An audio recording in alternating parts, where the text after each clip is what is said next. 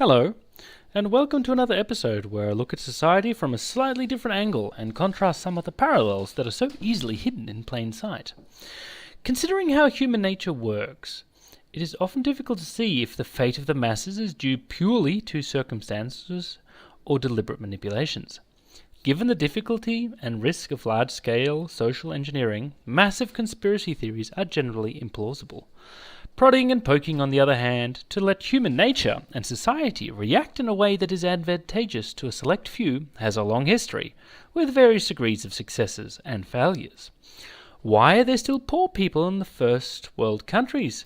Considering the disproportionate material wealth available, the idea that anyone should live in dire material need and desperation is actually a bit astonishing.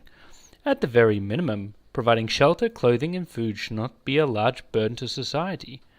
The means are definitely available without too much cost. What appears to be missing is the will. Apathy towards the poor must be widespread for the current state to have been allowed to continue for so long. So where does this apathy come from? There must be a general consensus that the majority of the poor are largely responsible for their circumstance, and their continued prevalence is a sign that they are a lost cause, not worthy of more investment. The fact that most of the poor have been forced into these circumstances through no fault of their own, and that a slip from working class into poor is but a matter of chance, seems to be largely ignored. Otherwise, building a comprehensive safety net and effective support out of poverty would be a higher priority. So putting aside government incompetence, waste and mismanagement, all things which could be addressed if the subject was a priority for the people, the question becomes, who benefits from the poor? Firstly, let us use a different word for the poor. Instead, let us use the word desperate. This may not describe all poor people, but is a common enough feature, and one that helps explain why they are needed. So who benefits from having desperate people around? Sadly, the answer appears to be everyone, except for the poor/desperate themselves. Desperate people are willing to do things that contented people are not, and for less. They are also considerably easier to control or threaten due to their perilous state. In a world where social and legal norms dictate that many human wants and desires fall outside of acceptable society's possibilities, the emergence of a seedy side to society is guaranteed.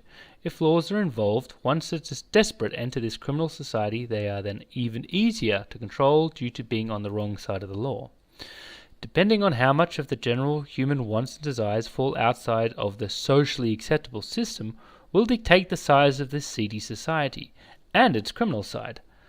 Desperate people are easy to control. If there were only contented people, it would be exceedingly difficult and expensive to convince anyone to do anything illegal, and the lack of control would make it considerably more risky for those on the right side of society to interact with them.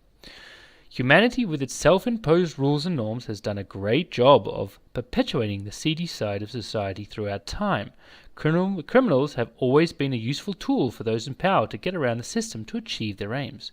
It should be no surprise that many of those who maintain the rules and norms are often enough the ones who indulge the most in the criminality and vice that their social rules and norms generate. The general population, in going along with these self-imposed social and legal norms, also positions itself to at least partially tolerate the seedy or criminal side of society, because it was providing services not otherwise available. And this is where desperate people come in. Without enough of them, this seedy side of society cannot be maintained or controlled, or at least not cheaply enough to be accessible to the masses.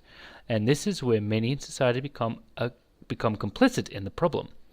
To be sure, there are plenty of people in all social classes generally wanting to tackle the problem of criminality and poverty, though there are also many who are apathetic, as its removal would be disadvantageous to them. For those in power, for whom the criminals and poor are useful, it is easy enough to have the efforts of those wanting change run into nothing. See aforementioned government incompetence, waste, and mismanagement. And as long as the social and legal rules dictate that many a human desire falls into the realm of criminality, you can be assured that those in power will not be challenged by the apathetic general public to more effectively fight poverty, as this is the basis for the cheap supply of legal services that cannot be attained any other way. Various forms of drugs, cheap prostitution, etc. The fact that this is not some coordinated conspiracy probably more depressing. A good example of when only a small nudge is required to get human nature to benefit a small group all on its own. If people really wanted to get rid of the majority of criminality, all they would have to do is stop making anything illegal or socially unacceptable that does not directly hurt another person. And this includes moral judgments regarding what people are willing to do with themselves of their own choice. The next step would be removing the desperate part of poverty, guaranteeing the most basic necessities to life: food, shelter, and clothing. It doesn't have to be spectacular. It doesn't have to be expensive. It just needs to be there. Until humans are free to do with themselves what they want, without legal consequences and without massive social consequences for typical human desires, there will always be a need for the seedy side of society and the criminality that comes with it. And, unfortunately, due to this, also the poor. Just a reminder that in these videos I am often playing devil's advocate, and that I don't necessarily hold these views to be morally correct or right. It is just a mental exercise which I hope is thought-provoking for you all. For all information regarding individual ideas, check out my other videos. Until next time, all the best.